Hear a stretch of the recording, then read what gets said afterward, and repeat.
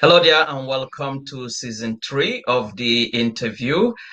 This is Seth, and I'm so delighted to start season three of the interview. In case you are joining us for the first time and you haven't checked out all the previous interviews in season one and season two, I will encourage you to go to our YouTube channel and check out a lot of videos. There are a lot of interviews. And season three promises to be very, very interesting and exciting as I will be introducing my guest today. You will soon find out that we're going to have a very wonderful conversation. So without further ado, let me go ahead and introduce my guest today.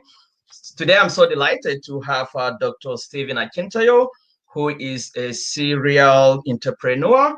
He is Africa's most sought after investment coach.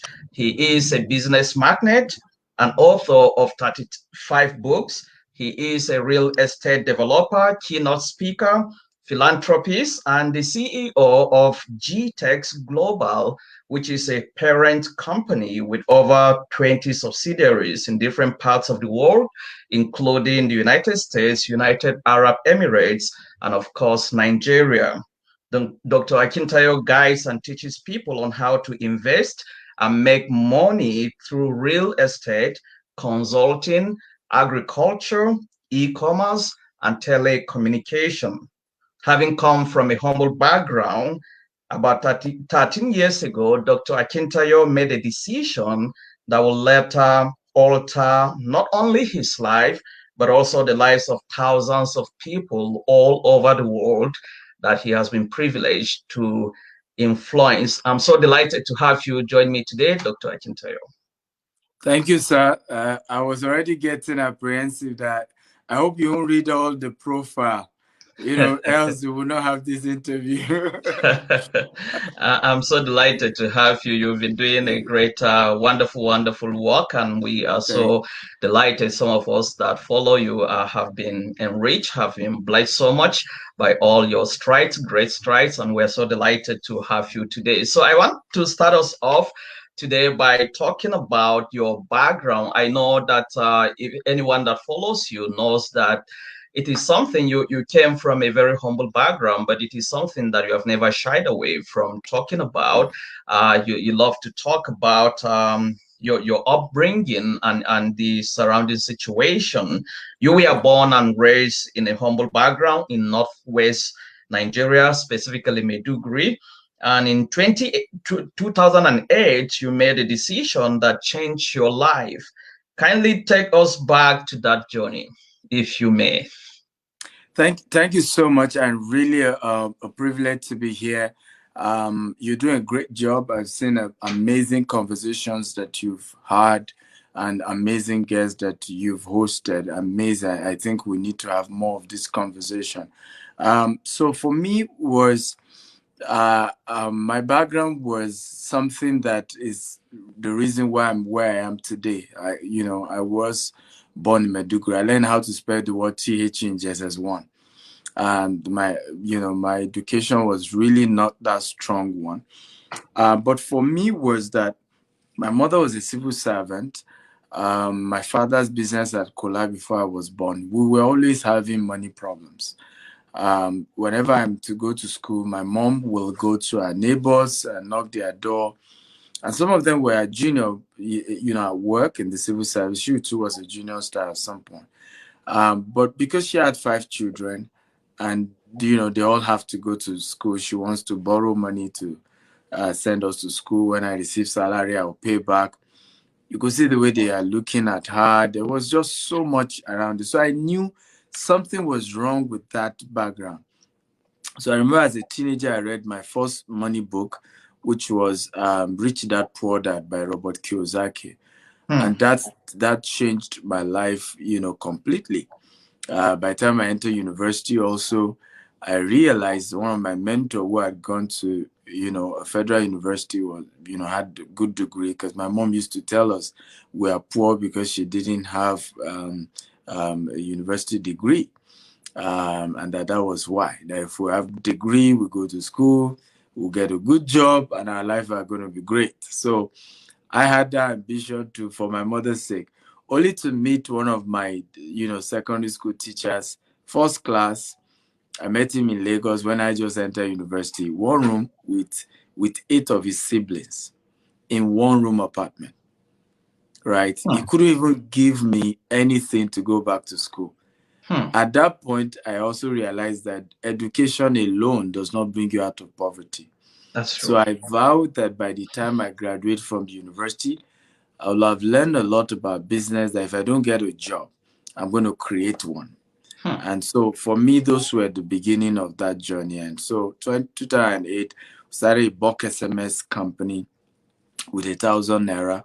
And 13 years later, we're going to be a multi-billion naira real estate company. And we just started, Hmm.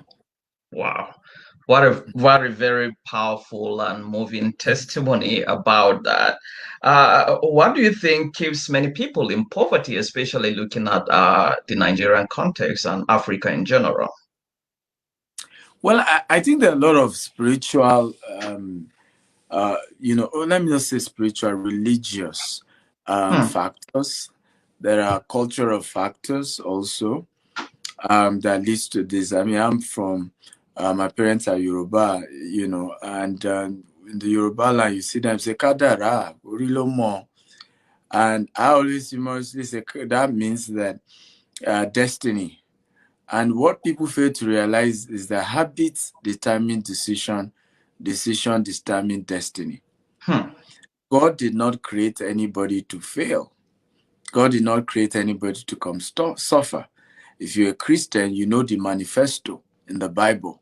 Let us make man in our image. He never said, let us make man to suffer. He even clearly stated it.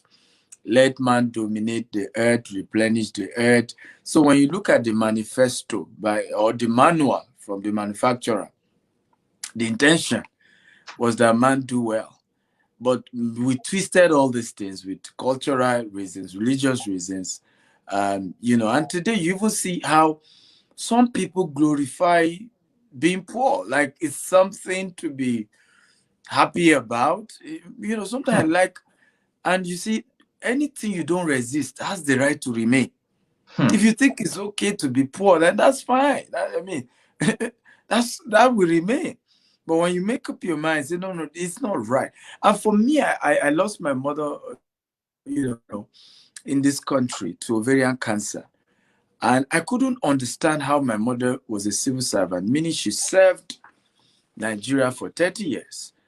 Now, she started having issues where her tummy was, protruding.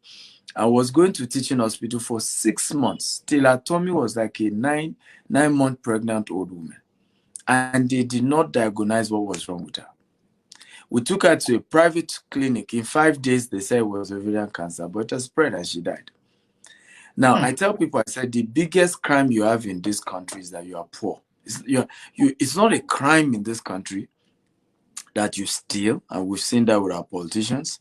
It's not even a crime in this country that you're a murderer. Some people murder and still get away with it. But that you are poor, you are in trouble. We've Hmm. seen some of us have lost dear ones. So when I talk about this subject of wealth creation, I speak with passion as somebody who has lost dear ones as a result of, you could maybe, I mean, my mother could have still died, but maybe she would have lived longer if I had had money to send her to where she could get better health care Hmm. and not wait for 6 months till the thing has spread. So for me, the challenges we face in Africa and is really that of poverty. And until we fight poverty, even the insecurity we're complaining about will not go away. Hmm. Corruption will not go away, until we fight poverty. And then just a follow-up question to that. Will you say that poverty has more to do with your mental perception than it has to do with what you have or don't have? Absolutely. I mean, you got it right. It's very much about the mental part, really. I mean, look at why will I, a minister of the Federal Republic of Nigeria, steal? Hmm. Why? I mean, that status alone. I mean, you know, in developed climb, it's like a prestige. I am privileged to serve our nation.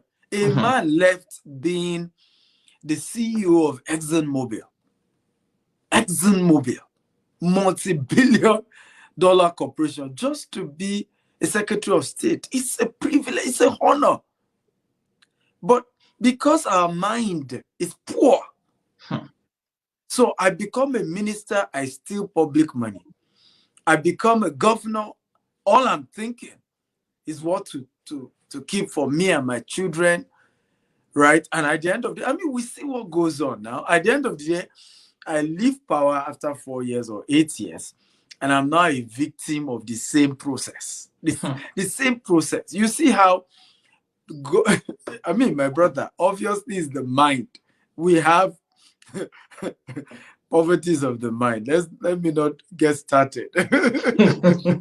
Please go ahead. We need to hear that. We need to hear Yeah, that. Because poverty is of the mind, really, because when you see what is going on with our politicians, is because they may have, and I tell people it's not about what's in your account, because your wealth is in your mind.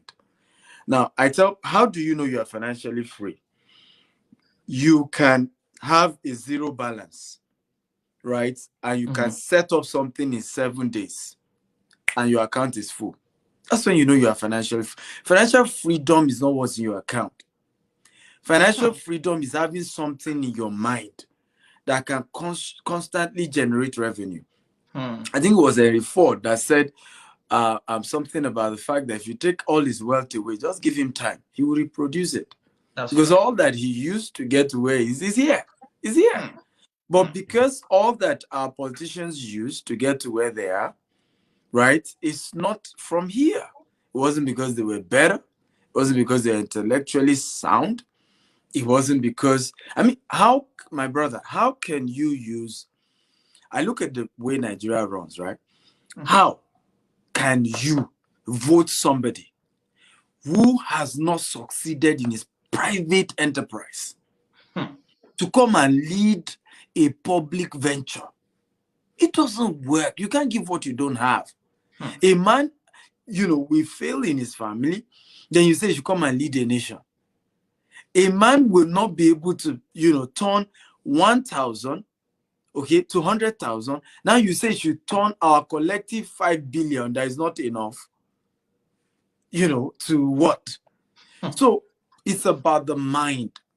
And until we begin to celebrate the mind, somebody insulted us. He said, if you want to hide a thing from a black man, put it in a book. Right? In other words, we do not invest in our minds. We do not invest in breeding. We do not invest in research. Do you know an average Nigerian only learn the real core things he needs to learn about a business after he has failed in that business? Right?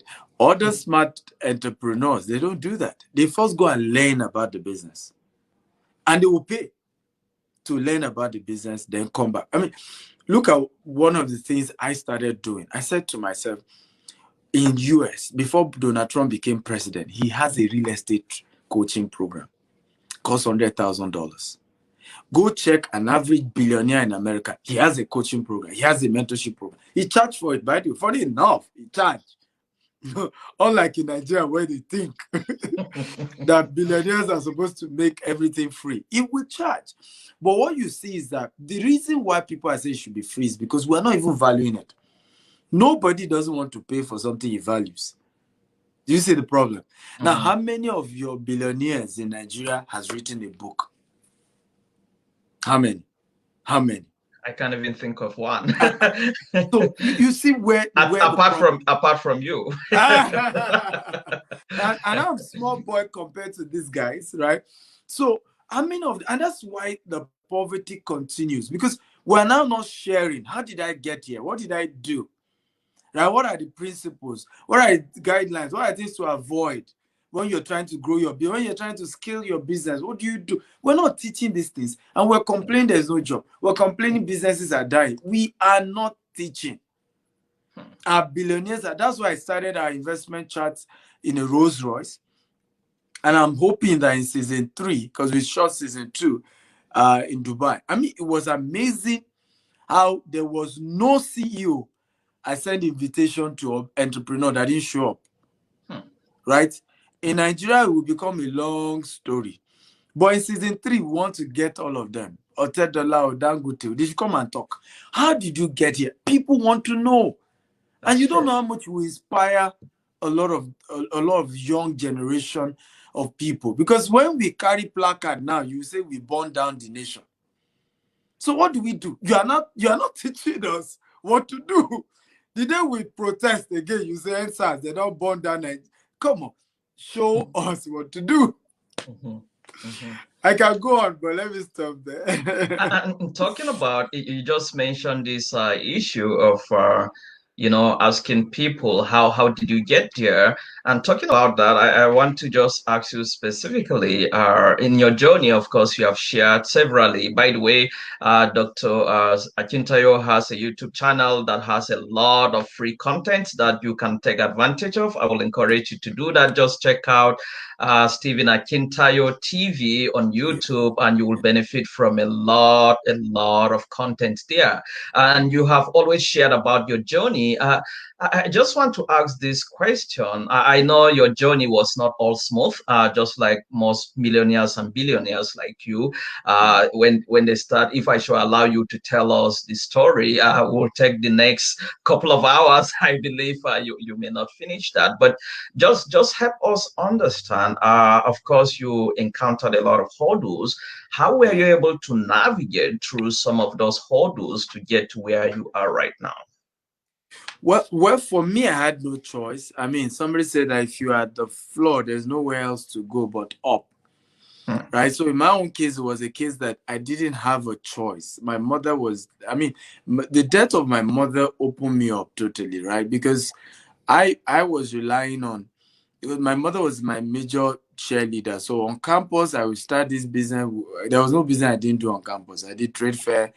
I sold books. I hawk electronics. I did popcorn. And I remember I would do those businesses. I would still make losses. I would come back to my mother. The little, she was always the cheerleader. So I had always relied that maybe when I graduate from school, my mother would probably take a loan and help set me up or something, because I've always been that, much of that. But now my mother was dead. Hmm. So again, there was even my friend. I remember I was cutting with them. The mother had to tell her son to tell me to leave, that they Hmm. can't afford me leaving their house. Hmm. That they don't have enough to be taking care of me. I said I will soon get a job. I will also be contributing. He said I should leave. So I had no choice. So So you that had no choice yeah, than to yeah, there just was just there was wow. there was it was I wish I could, give you all this, yeah, I've always known. I had no choice. It was a case of there was no option but to go up. There was no Hmm. option. So and I think that helped, because I see sometimes that the challenge some of our youths have is that we are not desperate enough. We're not willing to do, and I'm not saying desperate to do wrong things, but desperate. So unfortunately, some of us now convert that to crime and all of that. But I'm the guy that I remember one day I pasted posters from some of our audience may not know. But if you know Lagos very well, you know Songota is the boundary between Ogun State and Lagos State. I pasted because we were living. That was the only house my mother had before she died. So I pasted poster from that Songo down to Ikeja along, and then back. So this way I'll be pasting on the road. I used to sell bulk SMS then. So buy bulk SMS 70 kobo, per unit, and then And this was, so sorry to interject, just to get the yeah. context. This was after your graduation from Of course, university. yeah. I mean, I Hmm. was a grad. This was even as recent as 2012. You Wow. know, I will post and then straight down, then coming back. So that day I started by as at 10 a.m. because I had to stop every bus stop. Hmm. True story. I rounded up. By the time I got back, it was 12:30 a.m. I will never forget. It was Molue. I was coming down from the Molue, and tears were rolling down my eyes without trying to cry. You know, I don't know whether you've expressed, like, it wasn't like you wanted to cry, but your I know. I know what you mean. your Yeah. body just pitied you. That you say you're a graduate, you don't suffer. And I remember, you know, the Holy Spirit said to me, "Why are you crying? One day you're going to tell people this story. They will say it's a lie." So then I That's meet true. people, they will say, "Oh, did you school in this part of the world?" I was like, "Where did you think my first degree was here now?" Because later I started doing, you know, courses outside Nigeria. Yeah, I was all here. But it happened. Hmm. And but the reality is, I really want to encourage, and that's why I keep sharing my story, because I know many people are where I was then and feeling like giving up. You know, Nigeria is not working, Nigeria is messed up, Nigeria is, and I agree with you. I just returned to the country about a week ago, and the same thing people keep asking me. I remember my last golf session with my partner in Dubai.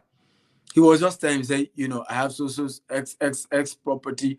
I'm selling. I don't even want to hear Nigeria. I don't want to. Like, I don't. I said, what are you? If I had to, like, look at me again, what are you going to do there? Hmm. Hmm.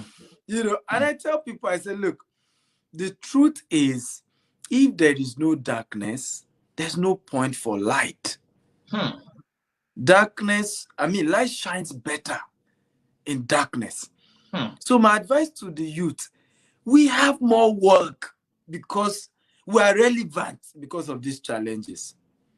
We have, I mean, look at what's happening in the tech sector with young Nigerians. They just bought Paystack, $200 million. I mean, because adversity is the food of champions. Yes. The lion, the giant in you comes alive in the midst of adversity. That's true. I mean, our company, our real estate company, did almost five, if not more than 500% growth in 2020, in the midst of the pandemic.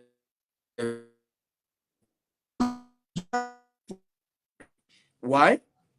Because people used to give, I want to come to Nigeria to see your property. And we were ahead. We're always doing Facebook Live. We show the estate, this is the land we're selling, you know, come and buy. During the pandemic, everybody concluded they couldn't come, you know, travel. Right? So who has been showing them their property all this while?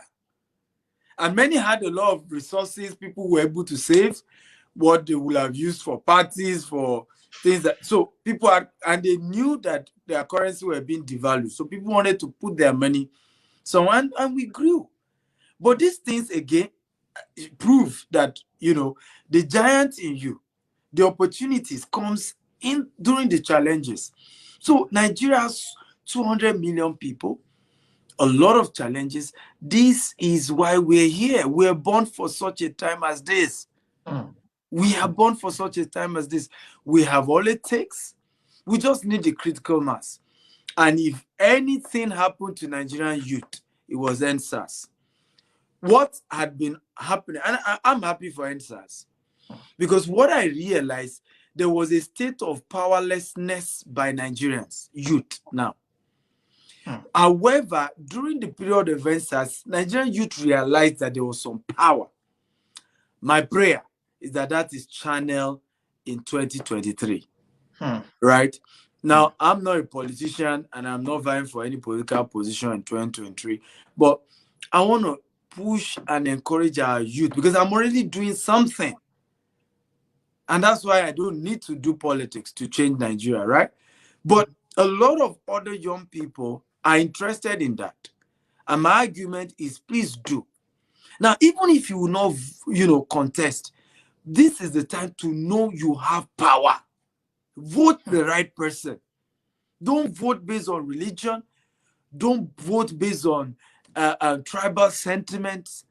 Vote for people who can show me that in their private enterprise, they've made it. Remember the story of David and Goliath.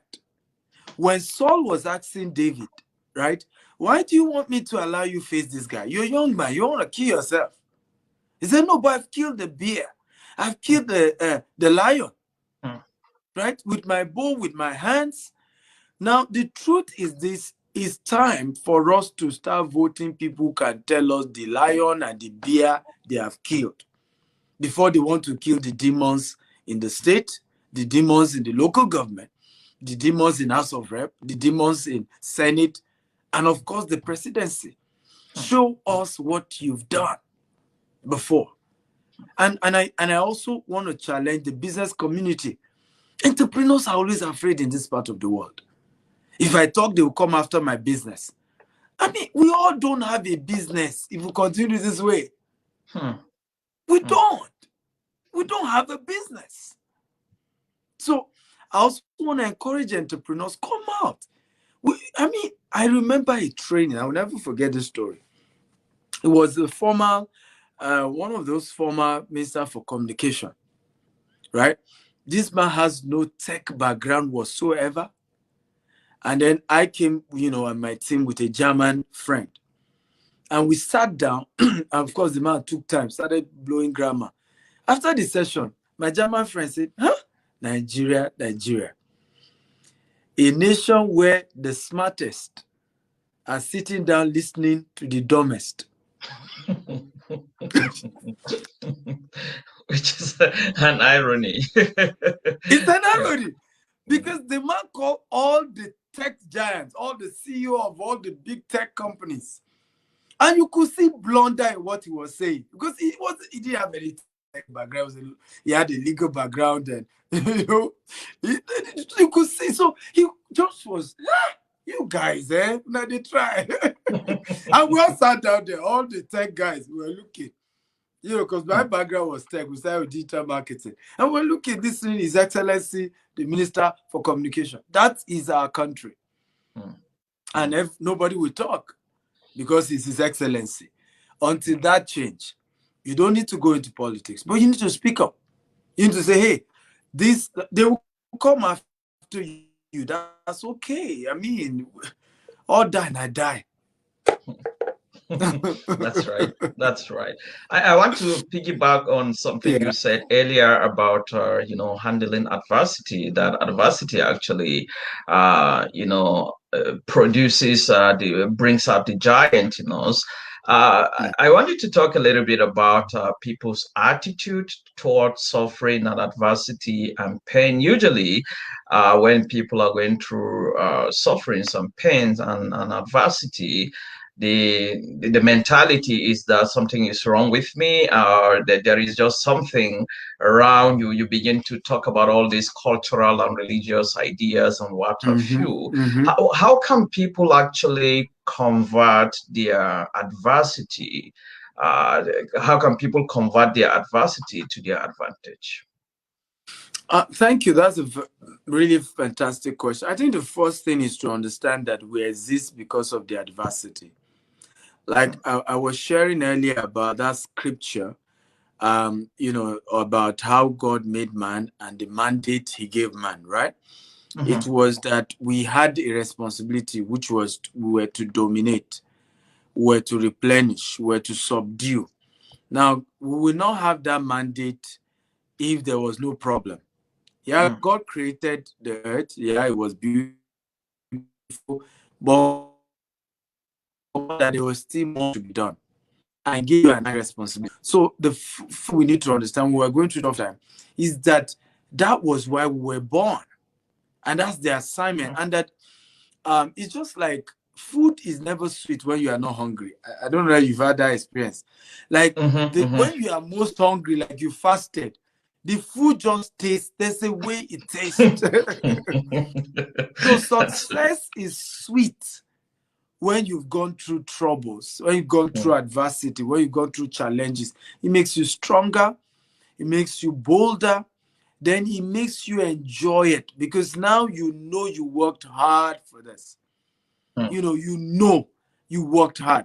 A lot of times, sometimes people accuse me on social media of, in their mind, I'm flaunting. And I said, when I was flaunting my poverty, you didn't complain, did you? That's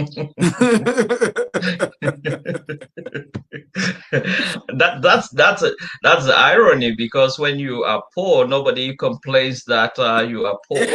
Yeah, nobody.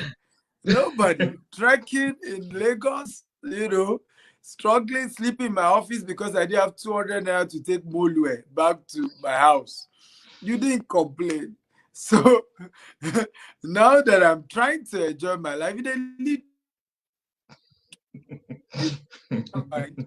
You think in your own mind. But those are the realities. It's sweet now, right? Because I worked hard, I suffered for it. So when we're going through tough time, we should know that tough time don't last, tough people do. When we're going through tough times, we should know and understand that that is the best time because it's darkest before dawn. And that culture is still my culture today. When things are working for me, I'm a bit skeptical. I'm preparing myself for the next crisis. Once I enter the crisis, I'm most excited. Why? Because I know the next day after crisis is good things now. So I think that people should understand that when you are going through those challenges, you should be excited because the real next thing is something good. Just the same way when you asked me that question earlier, I was on the floor. There is I can't go. The next place to go is up. When you hit the bottom, there's no more place to go than to move up. And so don't be discouraged. And I keep encouraging Nigerians need to know. I said something powerful about the crisis going on with these herdsmen kidnapping and all of that, particularly the cultural dimension to it. I said Nigeria is about to be born. And some people were like, your head no correct, waiting to be born there. What? And I was smiling. I said, because again, many of us don't study history. Right? If you study the America, we're all shouting, it's over 200 years democracy. But go study the challenges. Different people wanted to pull apart. Even the last election, you see saw Texas. And Texas has always been playing one unique role. They're always like, when everybody said we're done with slaves, Texas was still the one still saying no. Right? So America wasn't born perfect. But in the midst of the challenges, everybody started respecting themselves. Everybody started realizing that we can't do without the other people, the other party. Everybody started realizing, and over time, America emerged not better, not greatest, but better. And I see Nigeria get better. I know not everybody agree with me, but we will because it's just a phase. It's a 60-year compulsory marriage that is just evolving. And we'll get better. I still believe in this nation. My biggest investment is still in Nigeria, and we'll get it right. Amen. Amen. And talking about investment, I want us to talk a little bit about investment. You are Africa's most sought after investment coach. What are some of the investment opportunities that people with little or average income can take advantage of, especially in Africa? So the first, I remember doing a training earlier today. I'm writing a new book called The Billionaire Habits. So the concept I used was, and I think you could do it because that's people always wonder how I've written so many books. So one of the strategies I use, my Facebook Live, I strategically done in such a way that it can become a book. So I've been running a series right now, the Billionaire Habits. And so my transcribers are just going to work on it. And then before you know, you have a new book by Stephen Akintayo. And one of the things I shared today is how people become rich, legitimately, of course. Number one is, at the beginning, you don't have money. You don't have capital. First thing you want to do is to start by helping to market products by credible people who have it. I started real estate today. People ask, so how did you get the money? I didn't start with money. I was marketing for real estate companies. They were giving me 10% commission for every sale. So if I sell a land of 10 million, I get 1 million.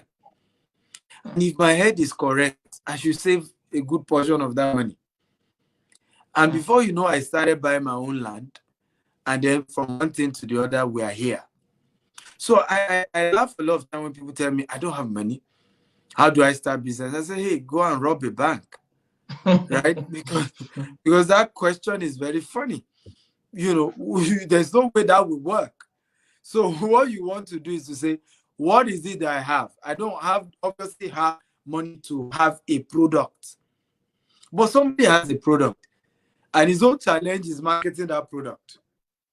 Then there's social media, there's internet. I can pick his product, agree that he gives me commission.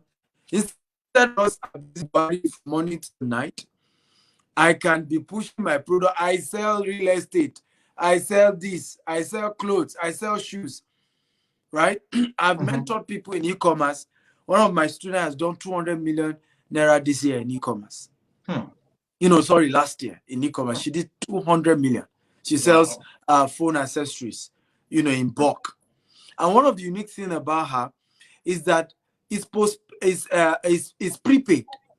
So most of our, all these big shop in Alab, Computer Village and all of that, they pay her, and then she brings in those phone gadgets, charger, casing, and all of that in bulk for them, and they sell, right? But she started this business with next to nothing. So the first thing is you want to start by selling for those who have the product, since you don't have one, right? And then you make commission, save it, and gradually you have capital to, start producing your own product or service. Second thing you want to do is to have a mentor. So the earlier set of money that you're making is to use for mentorship. One of the courses I'm starting this month, right, is going to be running for the entire year. It's costing me 120,000 US dollars. It's for founders of big corporations, right? 120,000 USD. So if you now see our company explode again, particularly the international dimension, again, in our part of the world is grace. Yes, there's grace, but there was something added. Wisdom of those who have gone ahead. Right, and I've heard you say, sorry to interject, but I've heard you say in some of your coaching or teaching that you do. By the way, there are, just as I said earlier, he has a lot of Dr. Akintayo has a lot of content on Facebook and YouTube. In case you have not been following him, I will encourage you to take advantage of this free content that he gives almost every day, valuable content that some people will ask you to pay, but he just gives out most of these things for free. One of the things I have heard you say is never start a business without a mentor. Right, and you have always emphasized that strictly. Why is that so important? The reason is because mentors are ladders, mentors are feathers for flying, and mentors are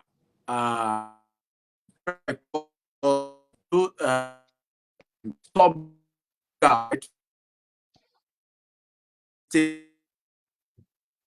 Now, businesses go through 3 stages. There's the wilderness stage, that's the beginning. There's the growing stage. So wilderness stage usually from month 0 to the 3rd year. There's growing stage. Growing stage, is from the 3rd year or whenever to sometimes 13 years, 16 years. For that, many people didn't know. It took him 16 years, which takes you to what we call the exponential. I call this, when I do my analysis, the wilderness stage is 1 + 1 equals to -20. Right? In other words, you are putting so much, nothing comes out. Now, the growing stage is 1 + 1 equals to sometimes 2, sometimes 3, sometimes 2.5, sometimes 4. Exponential phase 1 + 1 equals to 1,000. It does, at that point, it doesn't go through. It's just, and if you study business, you realize everybody will do this. I studied the Dangote. It was at the 16 that you just hear Dangote's wealth that Forbes, even though they are actually because of Naira devaluation. The following year, just hear moved from 10 billion or 20. You know, it's no longer the normal trajectory. It's almost sometimes double, as it were. Now that's the exponential phase. It takes years to get to those levels. But what happens is that when you now get a mentor, that wilderness phase is almost zero. Almost. Even if you're going to have it, it's probably 2-3 months, because they tell you, don't do this one, don't do this one. I did this, I made that mistake. You know, avoid this one. You know, it just cuts the journey. So the journey that should take you 16 years, in 6 years, you are having certain results, and everybody's like, how did you do it? It was the mentor. They helped you.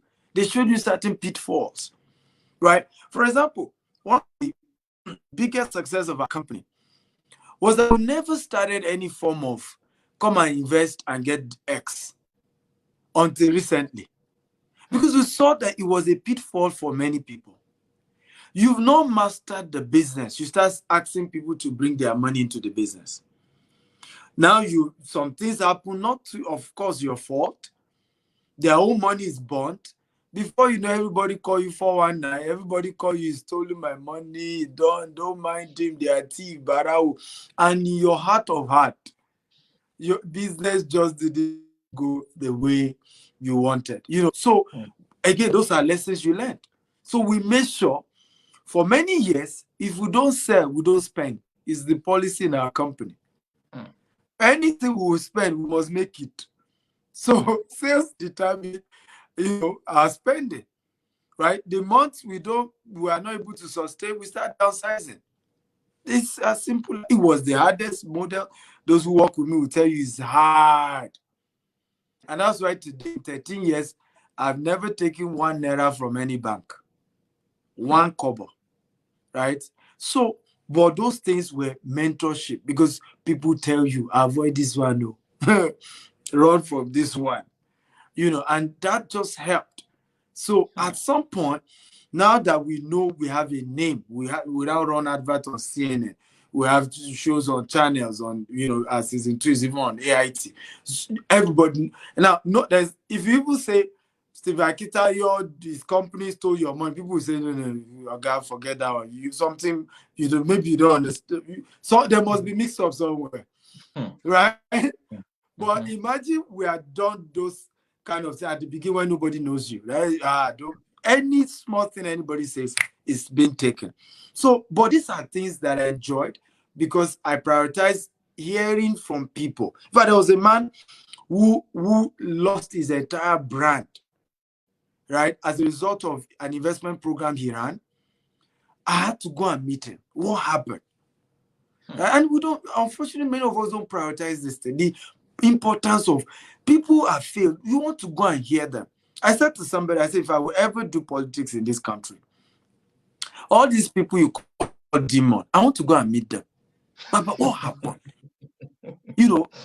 Baba, I want to just, what happened, right? Where did you miss it?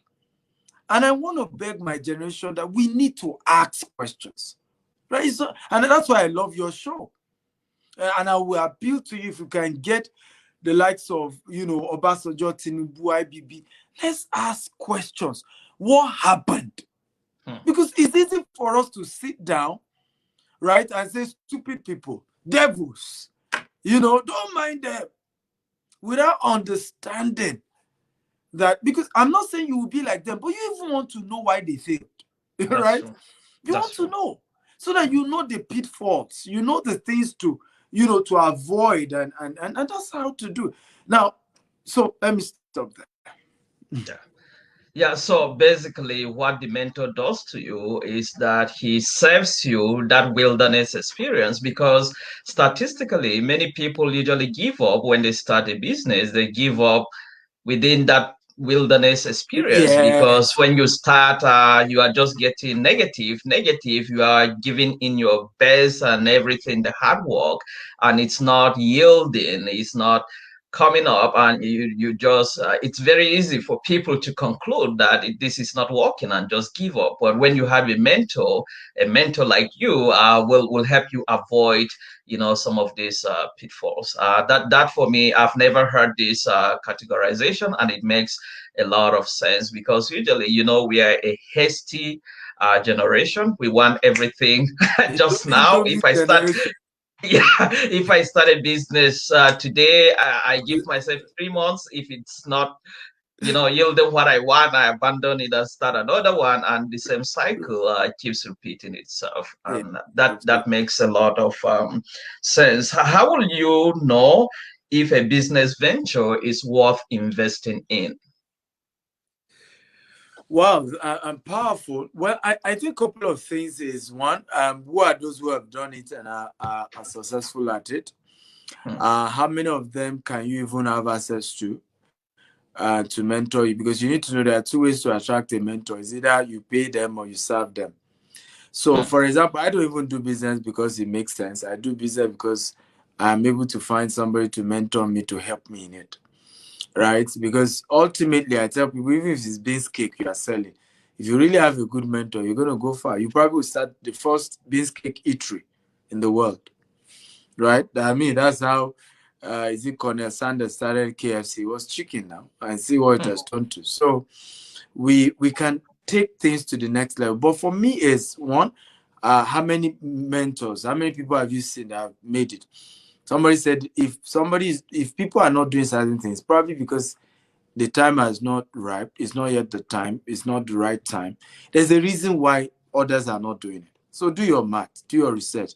Somebody say creation is over, innovation is what we are doing now. Uber is not a new invention. hmm. Uber is taxi business with a mobile app. Period. That's true. Right? E-commerce is not a new business. It's Alaba on the net. Hmm, That's all. Right? Amazon is Alaba on the internet. That's all. And I can go on and on and on like that. Many of what we now call is there's no creation, it's invention. You look for something people are already doing, behave, add a little on top. Just add something. Just mix things together. And then you come up with something fantastic. I mean, we are building a brand. We're building the largest green and smart homes in Africa. What did we do? hmm, We looked at it. There are green homes and there are smart homes.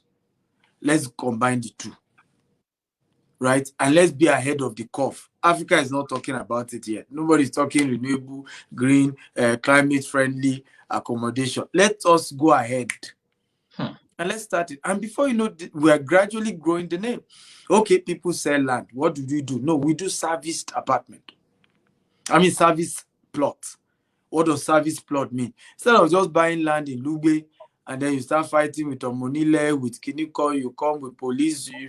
No, leave that to us. We fence the land. Even if it's 50 years, you come back, your land is there. hmm, We do the lights, we do the road, we do the electricity. It will take a while. It's not like we start the estate today and we do that. But we will do it, hmm, right? So we're selling serviced plot, not just a plot of land. So there's a distinction. So that's why 98% of our customers are in diaspora. A lot of people have been wondering why I not see your billboard. I said Nigerians cannot even afford most of what we sell. The cheapest of our land is 2 million.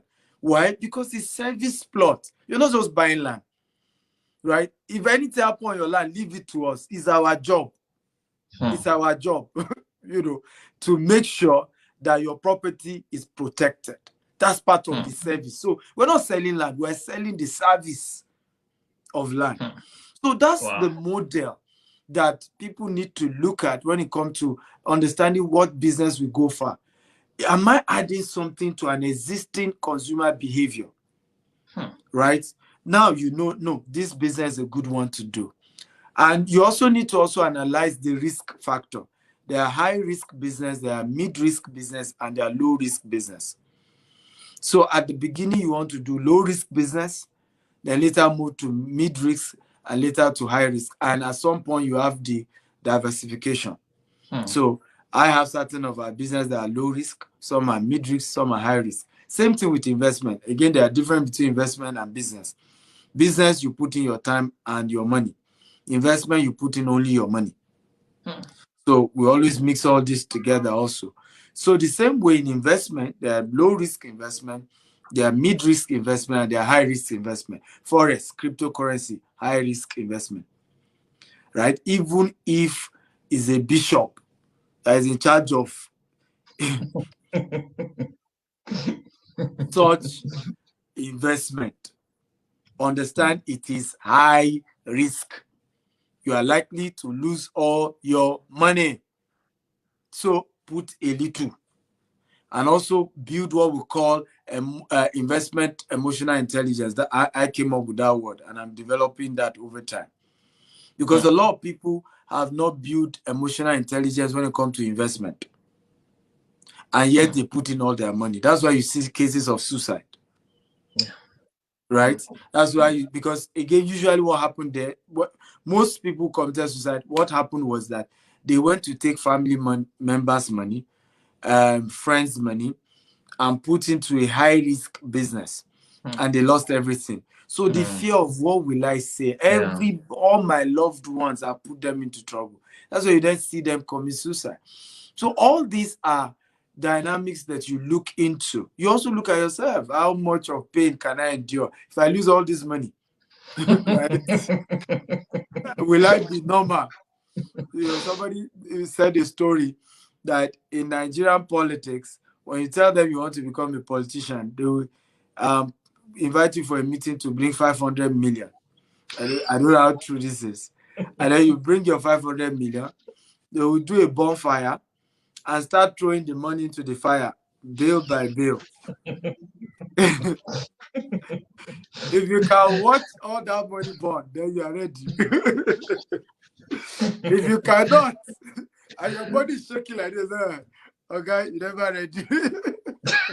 You're not ready for Nigerian politics. uh,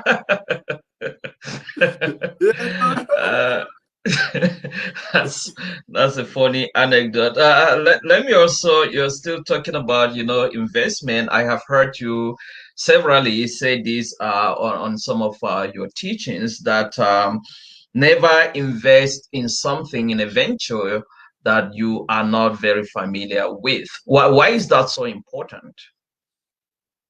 Very important, because I mean, you can't go farther than the quality of your knowledge, right? In my village, they said "Intayeba jeleyen before," meaning that it's what the birds eat that used to fly. So your success is always a function of the depth of your knowledge.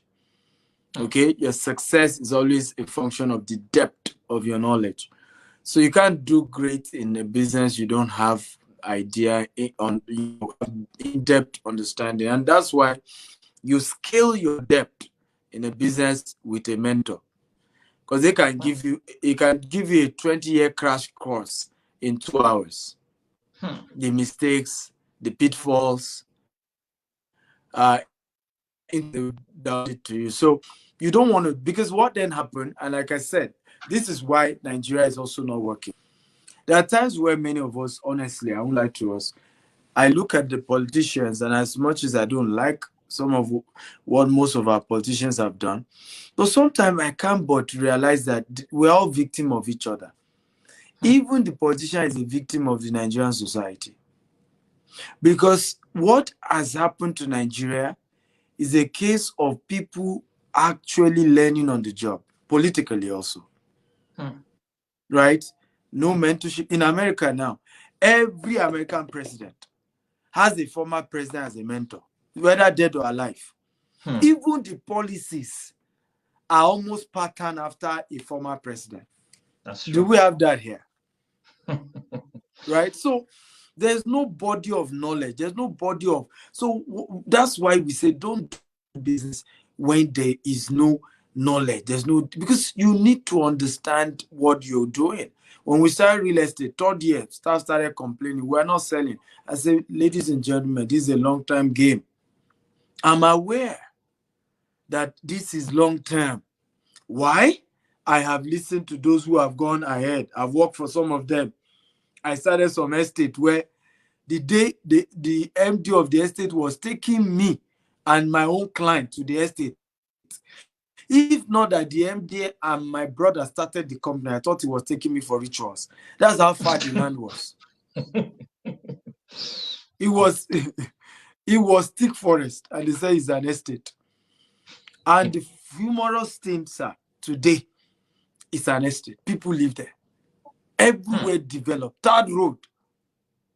So if I didn't have that background, right? I mean, when our first estate, when they took us there, it was water. We were seeing water that can get to your chest.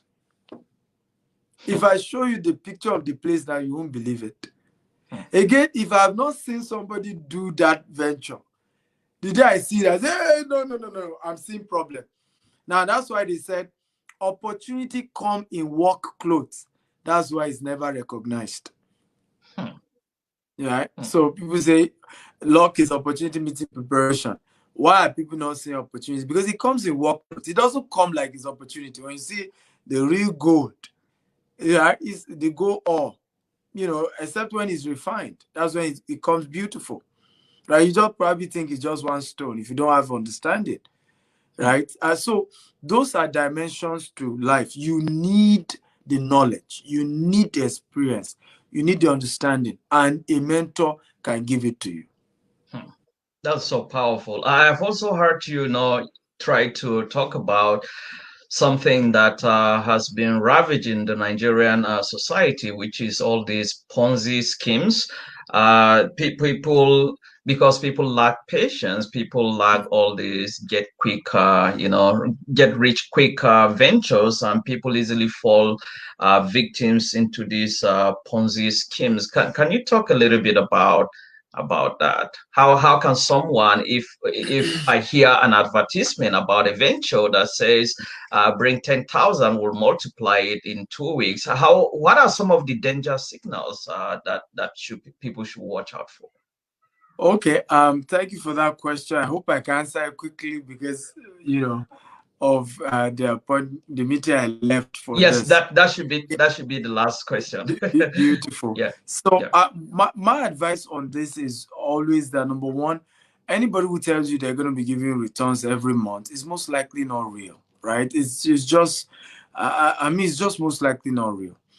Number two, also, I always say is that when returns are more than certain level, right? In Africa, yeah, you may be able to, you can still get up to 25% returns in a year in a reasonable investment.